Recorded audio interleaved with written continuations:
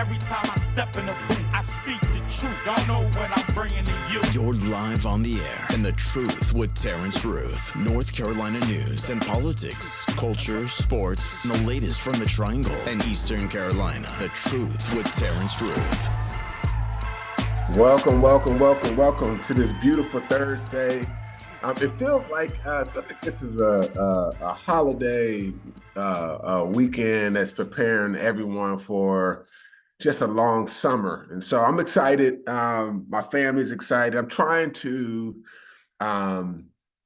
be more present during holidays and breaks and to enjoy the family. And I think my wife do a good job and my son do a good job at just making sure that we have time together.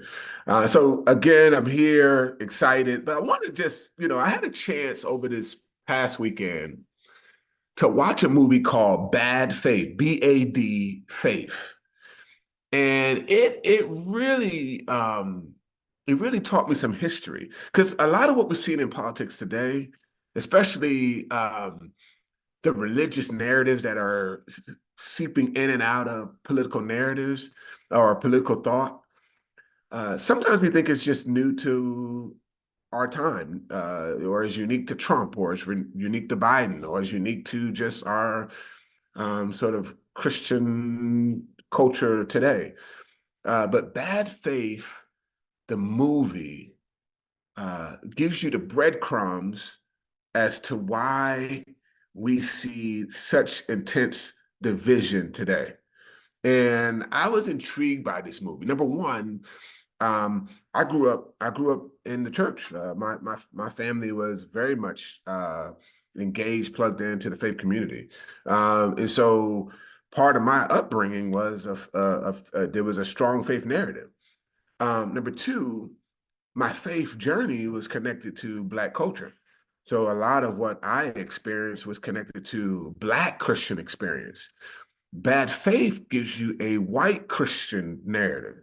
And so it was just jaw-dropping, just eye-opening narratives. And so I wanted to start the show off just talking about the moral majority.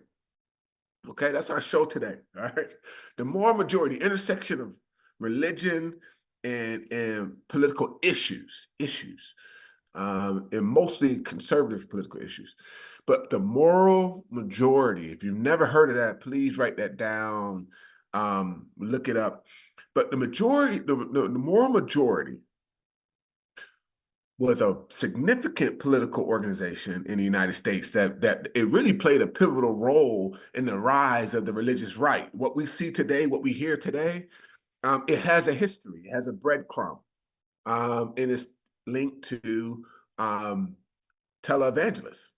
And when you hear some of these bullet points, I'm just going to be able to touch on some points today, and we're gonna break it down through this whole season today. But I encourage you to go and do your homework, look at YouTube videos, go and search things. But man, it's fascinating. The history is fascinating. But I'm sharing this today because this political season is going to be heavily connected to faith language, like demons and devils and evil and righteous and holy when talking about political issues. And so I wanted you to really see the breadcrumbs from where this is coming from, so that you're aware of how did we get here today. It didn't just happen, but how did we get to this point today? And remember, my show, I'm always telling y'all to vote often, okay? Vote in the primaries, vote early. And if you can't vote early, vote on election day. But in order to do that, you need to be informed. You need to know why people believe what they believe today. All right? So let's go through some facts. All right, moral majority, okay? Write that down, moral majority. Now, this is going to take you back before I was even born. This group was formed in 1979 by Jerry Falwell.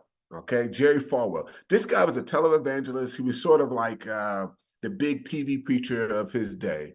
It had conservative Christian values. All right. It was in response to the 60s. So if y'all know your history, the 60s and 70s, there were some significant movements. You had the civil rights movements, you had the feminist movement, you had the gay rights movement. So the 60s and 70s was just a powerful season for the United States. But with every pendulum, right, in the 60s and 70s, you have a response. Some believe that Trump existence is a response to what may have happened in Obama's first 2 years of presidency. So again, whenever you get one way, there's always a response to the other. So Jerry Falwell, big time preacher, televangelist, he starts this social movement in response to the 60s and 70s civil rights movements, the feminist movement, the gay rights movement. The organization was instrumental in mobilizing conservative voters. All right. So before this time, this effort was not organized. He came in and he organized this effort. Okay.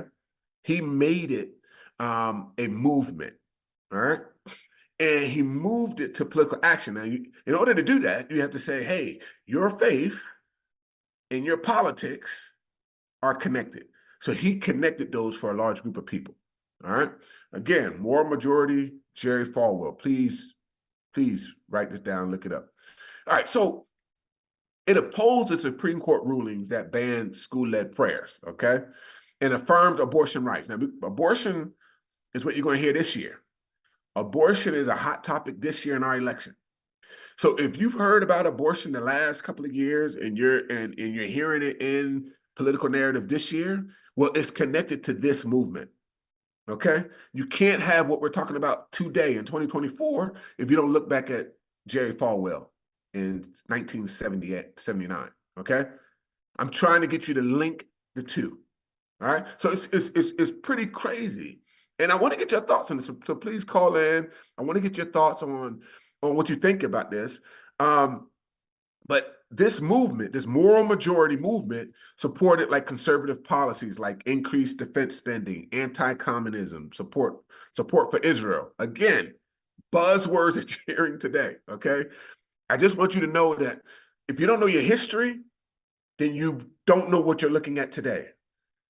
And so on this show today, we're just going to try to remind you of what you're hearing today. For anyone who hasn't been paying attention, in North Carolina, across the country, abortion is one of the hotter topics in our country. And so you have, at the time, when moral majority was building up momentum, Ronald Reagan was becoming president, the famous president for the conservative right. They always look to Ronald Reagan as the sort of like the hallmark of presidents for the conservative ideology, political ideology. All right. So at the time, Ronald Reagan is becoming president. You have Jerry Falwell, who's building this movement for Christian conservative values. At its peak, it had about several million members. Okay, several million members at its peak, and it was active at the state and national politics. Again, what you see today, you see national presence and state presence. And what's unique to today is you see local presence. So if you go to your school board, you see this presence. If you go to your city council, you see this presence. If you go to your county commissioners, you see this presence. All right. But they did face some internal difficulties and had some declining support in the late 80s. So that's why you don't hear about the moral majority today. But Jerry Falwell resigned in 1987. 1987. All right. So if you look at that time, I was 4 years old. Okay. I was 4 years old. But his work at that time is still impacting the United States today. All right. And then the organization disbanded in 1989. So I just wanted to just give you a nugget of history that I learned from this Bad Faith documentary. Now, if you get any encyclopedia, any newspaper, any Google search, Jerry Falwell is famous. So you're going to get a lot of content. But I just wanted to give you the breadcrumbs. All right. So that's the stage for which you get a Christian conservative movement in the 70s and 80s. Okay. And it has profound influence on what you're seeing and hearing today. All right. Now, The question you should be asking, all right? So we're gonna move to the next segment. The question you should be asking now. Please call in, chime in, go to the chat box. We'd love to hear from you about this moral majority in the documentary Bad Faith, okay? B-A-D Faith, F-A-I-T-H, all right? The question you should ask or say, what was the influence? What was it? What influence did it have? What was the key points? So number one, this group believed, and this movement believed, that everybody shouldn't vote, that there should be a certain type of person voting. And it had exclusionary tactics. Like critics argue that at the time, that the moral majority tried to impose its moral and religious views on America, pluralistic society. Okay, so it was taking their faith and almost trying to create a Christian, an official Christian nation, almost like the Roman Catholic Church. And so that was one critique. In a country that has so many different faith and was sort of created with the notion of religious freedom, they felt that this movement was fighting against what the founding fathers had in mind. All right, so that was one. Then political maneuvering. All right, so I want to again. I want you to see when you start hearing things about like moral claims about abortion, moral claims about gender identity, it's not new. It traces back to the 70s, traces back to the 80s. All right. But the group, at the time, it faced criticism when it endorsed George W. Bush over Pat Robertson, because Pat Robertson was supposedly more Christian than George W. Bush. Again, this is 1988, and we're talking about 2024. I want to show you the legacy of movements on how we think today. All right. The segregation stance, their historical scrutiny, suggesting that the religious right's real motive, including the moral majorities, was protecting segregated schools. All right, now, if you look at our state, last time I was on the air with you, we talked about how critical the superintendent race is. The superintendent race today is one of the hot topics in the country. Our superintendent candidates are covered nationally, okay? The idea that the moral majority, that their original goal was to protect segregated schools rather than opposing abortion is what they claimed. But I want to let you know that segregated schools, which we're seeing, if you look at the data, schools are still segregated. Segregated on income, segregated on race, segregated on performance. And so again, what we see today is not new. So this is not the time to sit by and relax in November. This is time to get active and open up your eyes. Opposition to civil rights. The organization formed in response to social changes. And again, these people are looking at timelines, they're looking at documents, but they're saying the civil rights happened, the civil rights won the legislation, this group formed in response to that. In particular, the civil rights movements, the feminist movement and the gay rights movement. All right. I want to just pause there because sometimes we don't care for history, but history is weighing on us. And so the moral majority, the movement they created, is now a part of our day-to-day life now. It's now a part of one of our political dominant parties, at least the breadcrumbs of it. And so if you don't know this history, it'd be difficult for you to see the breadcrumbs of today. All right. Now, I want to go on break. When I come back, I actually want to talk about how did this shape how we think today? What influence do it have on us today? All right. Again, the moral majority, Jerry Falwell, please do your homework. But I want to hear your thoughts. So when we get back on this break, what we're going to do, we're going to just talk about what's the lingering influence of the moral majority on us today in North Carolina and in the country. So see you on back after this break. Every time I step in the booth, I speak the truth. Y'all know what I'm bringing to you. You're live on the air, and the truth with Terrance Ruth. North Carolina news and politics, culture, sports, and the latest from the Triangle and Eastern Carolina. The truth with Terrance Ruth. All right, welcome back. Now I want to jump in a little bit on what influence does the moral majority have on us today? Like, I just want to know what are we seeing today that's directly connected to what was started in the 70s and 80s. All right. So again, I told you that the moral majority disbanded in 1989. Okay. 1989, they disband. But the legacy of that movement still influences voting patterns today. Now, you see, when you see conservative platforms, you're really seeing the breadcrumbs from the moral majority. That literally what you see on conservative platforms can be linked back to the 70s and 80s from the moral majority.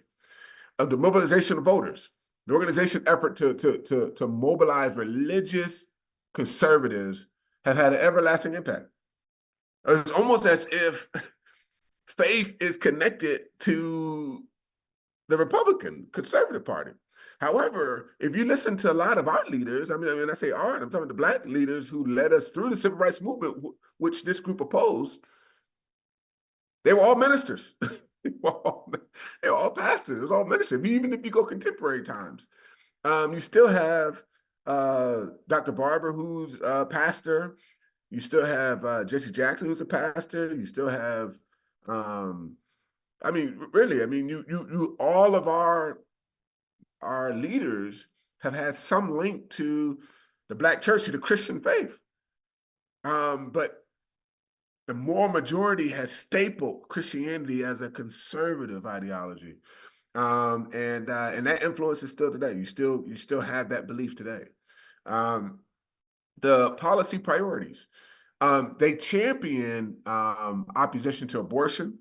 So if you look at the Southern Baptists, prior to the moral majority, the Southern Baptist Convention didn't have a stance against abortion to what you see today. It was shaped, informed, and influenced by the moral majority, which is a political movement, and some would argue not a faith movement. It's faith influenced, but it's actually a political movement. Such opposition is also to the same-sex marriage, and that remains to this day two very hot topics, core issues. And when I say core, it's linked to faith. It's linked to religion. Abortion and same-sex marriage are linked to religion. And some would argue that this hard stance, this deep-rooted cultural hard stance, is linked to the moral majority in the 1970s and 80s. All right, what you're seeing today, it had breadcrumbs to back in the day. All right, so these moral values that were formed during that time is now normal. It's normative. They don't even challenge the origins of those values. It's just normative. No, this political view is morally right. When something becomes religious and morally right, it becomes something that's spiritual, then the person who opposes that view becomes evil. That's the danger, y'all. That's the danger of merging these two together. When I no longer stand as a political leader, but I stand as a religious leader sent from God. If you oppose me, you become evil. Okay? You become evil. That's the lingering impacts of the moral majority. But what also is connected to the moral majority is the cultural divide we see today. I mean, there's some people that don't even want to turn on the news. They don't want to turn on the TV. They don't want nothing to do with politics. Because the cultural divide is ripping families apart, ripping communities apart, ripping colleagues apart on political issues. And so the majority, the moral majority had a role in that, in deepening cultural divides in American politics. And it affects how individuals align themselves politically. And so when you get that internal feeling of discomfort based on certain political issues, part of that could be connected to some of the work of this group in the 1970s and 1980s. Again, this is before I was born, but it's still present and strong right now. And so I just want you to be able to put these breadcrumbs together, because once it becomes spiritual, moral, and religious, and it's a hard stance that make everything else evil, it feels like the level of hate that you're allowed to share and to give increases exponentially. Now you can hate somebody with deep, deep hatred to where you could justify them not even living no more. And to me, I think that this legacy, that's my fear from this legacy.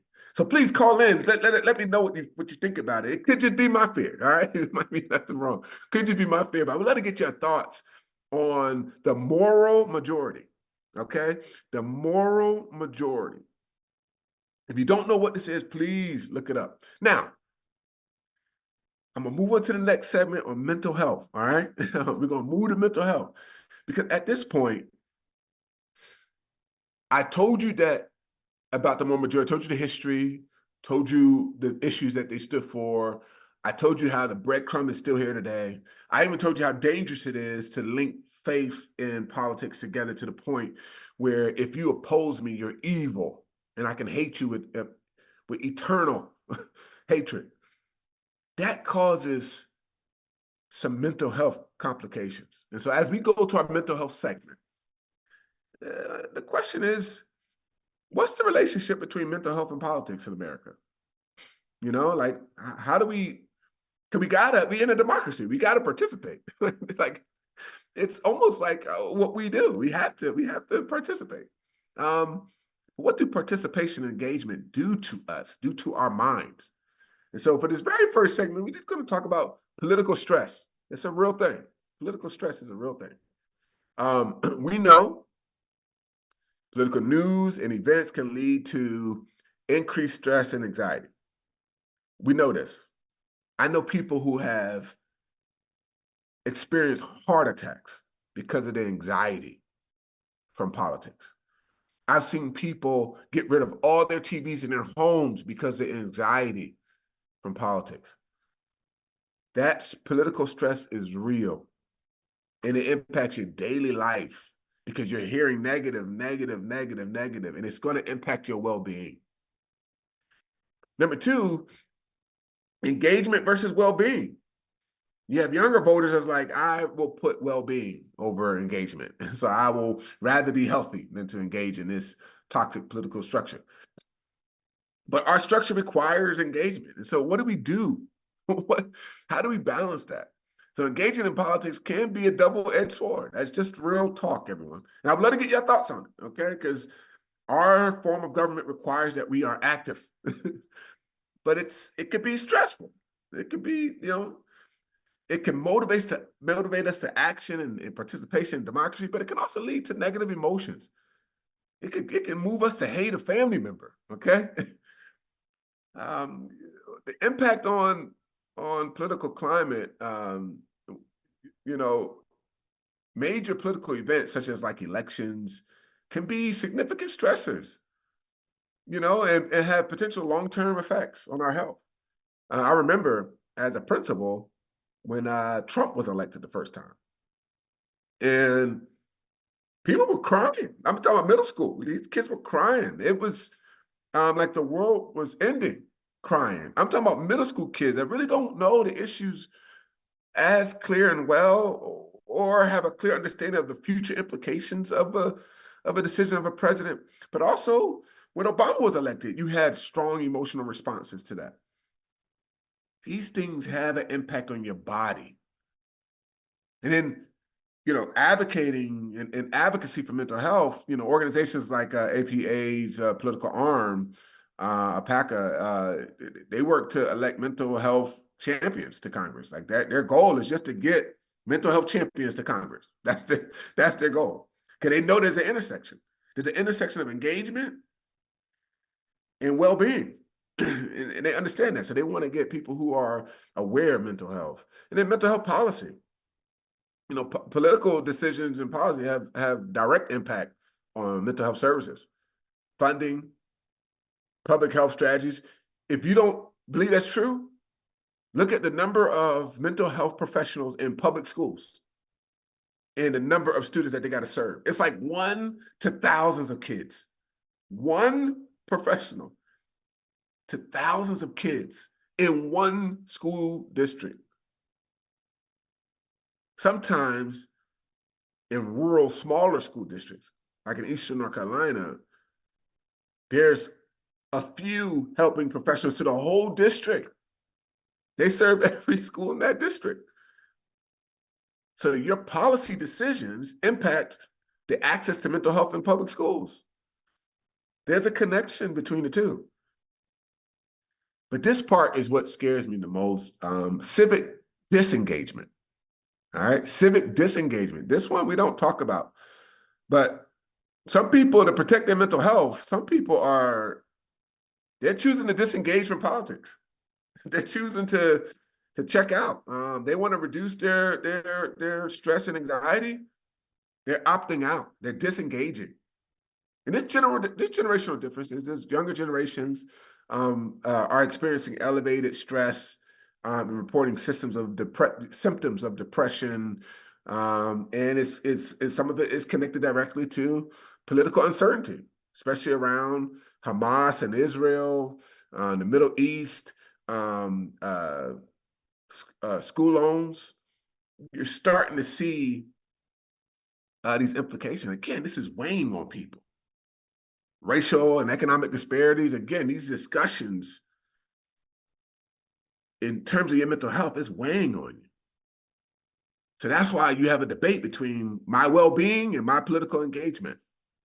And then when you have movements like the moral majority, now it's making it spiritual, that the other group is evil. So now your stress is heightened because now you're seeing the other side as diabolical, So again, I just, for a real conversation, I would love for y'all to call in and chat and tell me about it. But for a real conversation, what do you do when your democracy requires you to engage, but you also want to be a healthy human being? All right. So I want to take another break. When we get back from this break, we're just going to share some strategies on how to engage in politics and be a well-being, healthy human being. Okay. So when we get back from this break, we're going to move to just how do we live well and engage in democracy? Because it requires that we do. All right. So when you get back, we'll chop in, and so I see you on the other side of this break. Every time I step in the booth, I speak the truth. Y'all know what I'm bringing to you. You're live on the air, and the truth with Terrance Ruth. North Carolina news and politics, culture, sports, and the latest from the Triangle and Eastern Carolina. The truth with Terrance Ruth. All right, welcome back. Now, we talked about the moral majority. We talked about their impact on the religious conservative right that we're seeing. And so how do they branded the right as the faith party? Even though we have just a tremendous history of Black faith leaders. We are seeing these breadcrumbs. And then we talked about the influence it has on our mental health. And so now the conversation right now is, how do we do the balance? How do we engage in democracy, but also be a healthy human being? All right. The very first recommendation is to set boundaries. Limit your exposure to political news and discussion so that it doesn't cause you intense stress. Okay. Too much stress will actually break down your body. I remember I got so stressed that it ended up causing my body to respond to that. So you don't want to engage in politics so much that it actually ends up harming your body. So it's okay. It's okay to take breaks from the news and social media. It's okay to take breaks, but please stay informed. But it's okay to take breaks. The next one is stay informed. The next recommendation is to stay informed. Know your limits. Okay, if it's too much, know when to turn it off. Maybe just give yourself 1 hour of news, 30 minutes of news. But stay informed about current events. The only way to engage and participate is to know what's happening. But be mindful. Be mindful of how much you can consume. Too much can increase stress and anxiety. All right. Number 2 is engage in positive action. This is the one I like. I like if there's an issue that I care about, like I care about public education, I engage in public education. I value mental health in education, so I volunteer in those spaces. I speak in those spaces. I value families, healthy families, so I speak on fatherhood. So I just jump in and I engage. This is very positive stuff. No one's being hurt, but engage into some positive action. Everything don't have to be negative. Me and my wife met advocating for hunger issues. So it's fun. It's not negative. No, none of the congressmen or women, no matter where they stand on the party, have any hard stance against hunger. They may not vote and support it, but they're not going to treat you horrible. But it's a fun thing. You get to meet different congressmen and women, and you get to meet their staff, their team. And when you go and you talk to them about what you care about, it could be mental health, it could be food, it could be housing. They're nice. They bring water and drinks out to you, snacks. It don't have to be negative. It don't have to be negative. Seek social support. Connect with friends and family who share your same concerns. Don't create a box, a bubble, but connect with other people. Find a way to get it out so it's not just you holding it inside. This one I had to learn myself is practice mindfulness. And so for me, there's a whole bunch of things now. You can do mindfulness apps. You can go to sound baths. There's a lot of things you can do now to help you reduce your stress. There's YouTube videos. There's just too much. If you have a VR headset, there's things you could do on that as well. There's just so much you could do in terms of practicing mindfulness. Just pausing your mind so that you can remain healthy. Physical self-care. Again, it's something I had to lean into for about 4 years now. I've had a personal trainer where there's some days I don't want to work out. I don't want to train.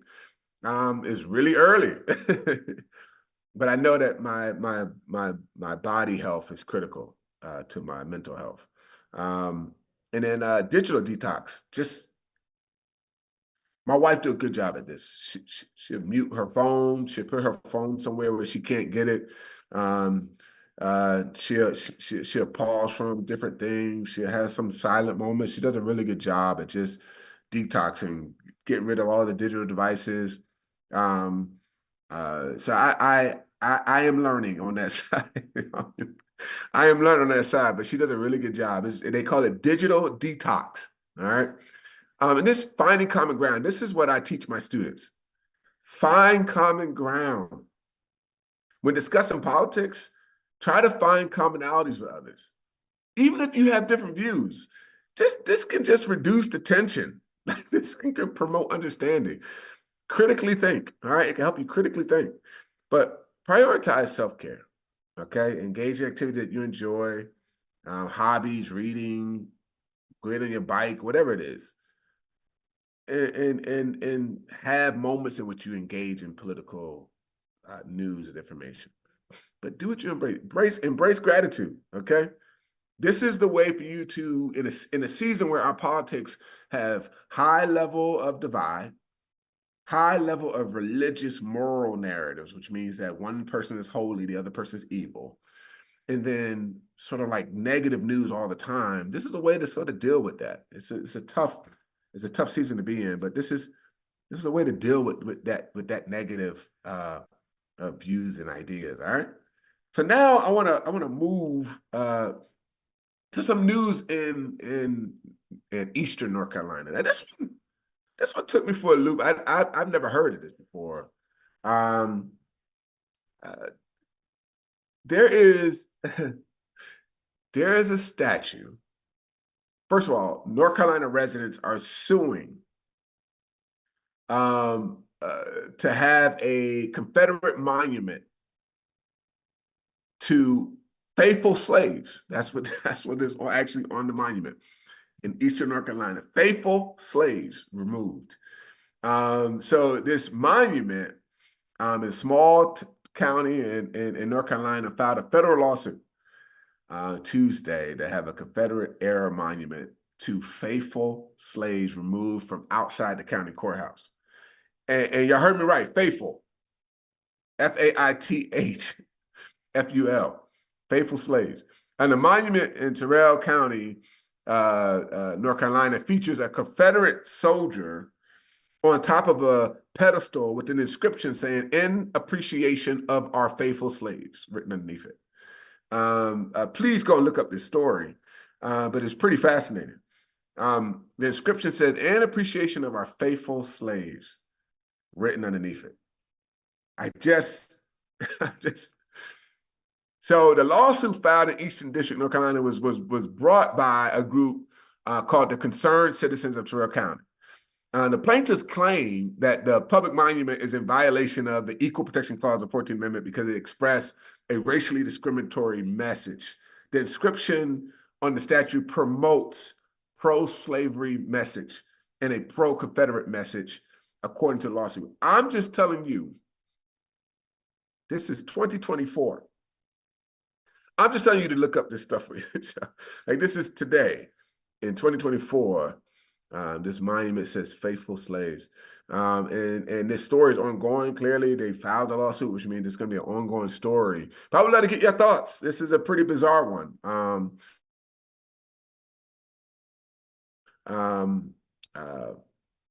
To get this removed, and one of the residents, black residents, said it was put in the front yard of what was soon to be the Terrell County Courthouse, which opened a few months later, to communicate to people that members of the Black community could not expect to get justice inside of the courthouse. So they're saying it was well documented that it was a communication to people, it was a message to people that members of the Black community could not expect to get justice inside the courthouse. And they had the documents, they say, to prove that that was the intention behind that monument. Again, this is 2024. This monument has been standing since 1902. 1902. Okay? So I just want you to just know what's going on in Eastern North Carolina. I heard this story and I was blown away by it. It was a CNN article. But just know your story, know your history. In Rocky Mount, the Pfizer plant in Rocky Mount was damaged by a tornado recently and has been restarted. They restarted production, making critical supplies for U.S. hospitals. But recently that was what's going on. The casino debate, there's a casino debate in Eastern North Carolina, a debate over a proposal to add up to 4 new casinos in North Carolina is fueling a challenge to a Nash County lawmaker. All right, so we're about to, I mean, it's not about, it's the rumble is on the casino debate at the moment. Again, any thoughts, ideas on any of these stories, please reach out. And I would love to hear from you. And I gotta share this one. Wawa's. I heard that this guy says from my wife. She's from Arkansas, so Wawa's in Arkansas. But Wawa's first store is opening. The popular convenience store and gas station chain Wawa has officially opened its first location in Dare County. Market is beginning expansion into the North Carolinas. So if you don't know, you know. All right, Wawa's coming to or is in North Carolina and is expanding. All right. All right, the next one. I'm a touch on a fun fact. What's crazy is that we are pretty much a Coca-Cola house. If we buy a soda, it's going to be Coke or Sprite. You might get a Cheerwine in there. That's just me. I like Cheerwine. My family don't, but pretty much it's going to be Coke and Sprite. All right. What I didn't know is that North Carolina is the birthplace of Pepsi Cola. Invented by Caleb Bradham in his New Bern drugstore in 1898. I had no clue. I've been sleeping with the enemy. I've been with Coca-Cola and Sprite this whole time. But this is the birthplace of Pepsi. I had no no clue. But again, I will try to support my state of North Carolina. Can I get my other family members to follow me? I don't think so. They are all in on Coke and Sprite. But yeah, this is the birthplace of Pepsi Cola. Some of y'all may already know this, but I'm a student. I'm forever a student. I learned that. I learned that recently. Now I want to sort of close out our time together by giving you a chance to understand that our story, the Black American story, has strong Christian narratives. It has resilient narratives. At one point, it was illegal to gather any other place except for the church. So you have the Black church history and Black history are tied together. And so you get a lot of AME churches that history is birthed out of segregation.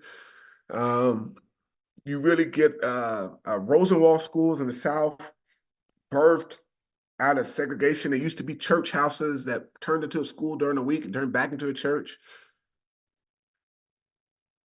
Any party we're a part of, our faith is a part of our story.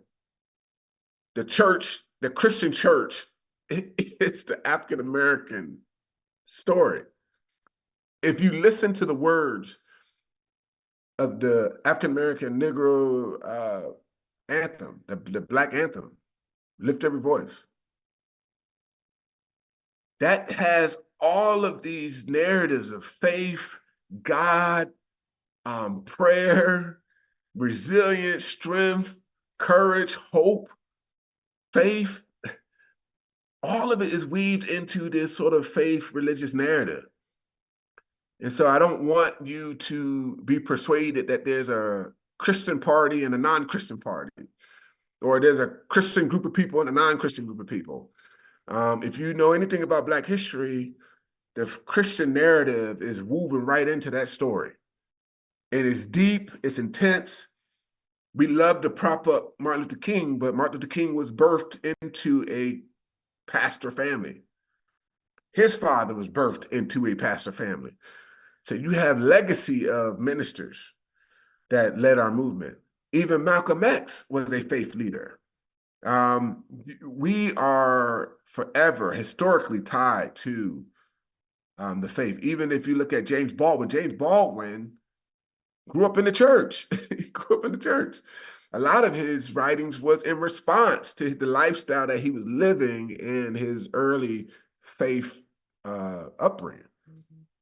But just don't let anyone, I don't care if it's the breadcrumbs of the more majority or current narratives you hear about who's Christian, who's not Christian, know your history. Black history is woven into the Christian narrative. It's inescapable. They're tied together. And so with that, I want to just say thank you again for another beautiful show. You always support me with great responses, great questions. But please send your questions in. I want to hear from you. What would you like to hear on the show? But again, thank you for visiting The Truth with Terrance Ruth. And I will see you next week. Take care, everybody. Every time I step in the booth, I speak the truth. Y'all know what I'm bringing to you. You're live on the air in The Truth with Terrance Ruth. North Carolina news and politics, culture, sports, and the latest from the Triangle and Eastern Carolina. The Truth with Terrance Ruth.